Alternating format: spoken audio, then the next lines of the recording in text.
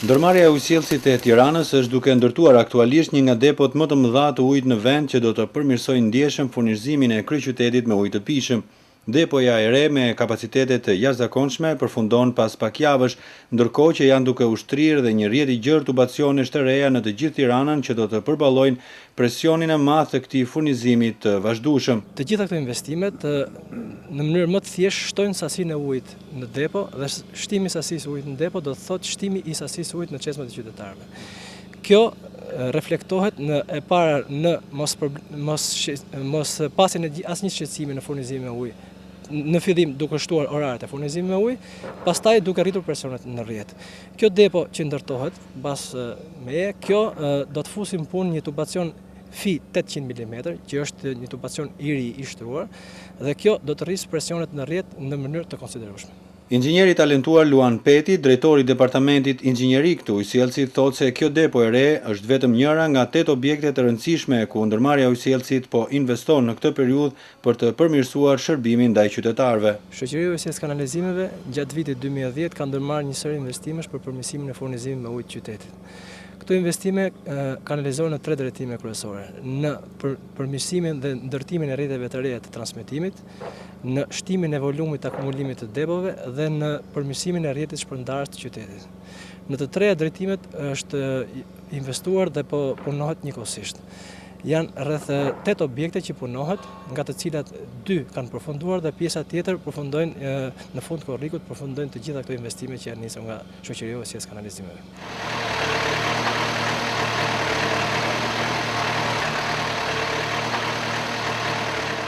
Detyra kryesore e ujësjellësit është furnizimi i Tiranës me ujë të pijshëm 24 orë dhe mbledhja e faturave të papaguara të prapambetura. Drejtori i ujësjellësit Said Dollapi thotë se mbledhja e të ardhurave nga faturat e papaguara të qytetarëve ka ecur mirë dhe tani të gjithë investimet e reja ndërmarrja e ujësjellësit po i kryen plotësisht me fondet e veta. Me një punë të pandërprerë 24 orëshe, punonjësit e ujësjellësit kanë riparuar një mori dëmtimesh të rrjetit ekzistues, kanë zgjeruar rrjetin në lagje dhe ndërtimet e reja dhe kanë bërë investime moderne për fuqizimin e ndërmarrjes. Problematike kemi zonat informale, të cilat janë të pasistemuar, janë pa rrjet shpërndarës, janë të lidhura në mënyrë të palishme në rrjetat e transmetimit dhe për këtë ne kemi hasur edhe vështirësitë tona, por megjithatë, nëpërmjet investimit që do kryejmë këto zona, ne do të arrijmë që edhe atyre zonat të cilat janë pa kontratë, janë të pa sistemuara, të fusim gradualisht në rrjedhjen e sistemimit të tyre dhe ata të ndihen qytetarë edhe në pjesën e furnizimit me ujë të ndihen qytetarët e Tiranës. Drejtori Dollapi thotë që tani ka një mirëkuptim të gjerë të banorëve se çdo prerje e paligjshme, çdo riparim dhe çdo kanal për zgjerim rrjeti synon vetëm përmirësimin e furnizimit me ujë.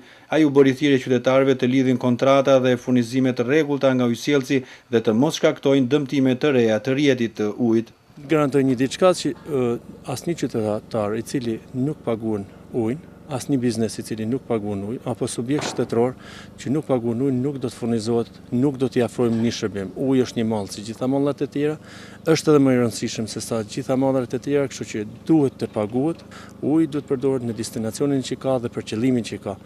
Kështu që të gjitha ata qytetarë të cilët nuk e paguajnë ujin, të cilët e keqpërdorin ujin, të cilët lidhen në mënyrë të palishme rrjetin e shpërndarës, u garantoj që ne do të jemi shumë korrekt, do të ndërpresim ujin deri në momentin që ata të kthehen konform me rregullat dhe procedura ligjore në rrjetin e shpërndarës. Furnizimi i Tiranës me ujë të pijshëm ka qenë një problem i vazhdueshëm për shumë vite me shtimin e ndërtimeve të reja dhe shkatrimin e rrjetit të vjetër. Ujësjellësi ka instaluar qindra mira matësa të rinj duke shtuar ndjeshëm faturimin e rregullt. Inspektorët po mbledhin shuma të konsiderueshme nga faturat e papaguara dhe po gjobitin qindra familje dhe biznese që përdorojnë ujin e pijshëm. Ndërmarrja problematike për shumë vite, por i mëkëmbet aktualisht nga vetë punonjësit, specialistët, fondet dhe drejtuesit e rinj të saj me shpresën dhe përkushtimin për të rritur cilësinë e jetës në kryeqytetin shqiptar. Për Zërin e Amerikës, Iliriana Golli, Tiranë.